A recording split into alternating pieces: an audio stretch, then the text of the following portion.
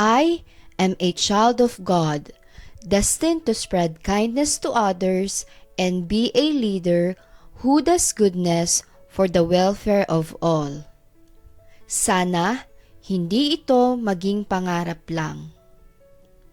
Ang aking munting hiling na habang ako'y lumalaki at nadadagdagan ang kaalaman sa tulong ng aking mga magulang at guro ay makamtan. Sa gabay ng mga taong nakapaligid sa akin, alam kong kaya ko na mapatunayan sa inyo higit sa aking sarili kung paano maging isang leader. Leadership. Leadership might be a big word, and I still have a lot to learn, discover, and explore.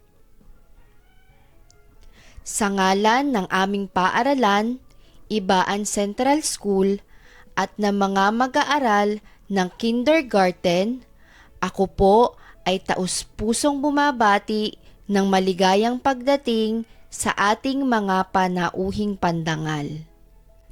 Isang magalang na pagbati po sa aming Public School District Supervisor, Sir David Nuay, at sa aming hinahangaan na Principal 4, Ma'am Constancia A.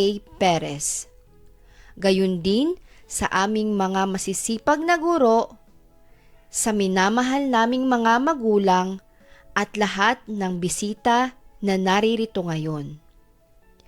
Ang araw na ito ay tanda ng aming pagsisikap, pagkatuto at paghahanda para sa susunod na yugto ng aming pag-aaral.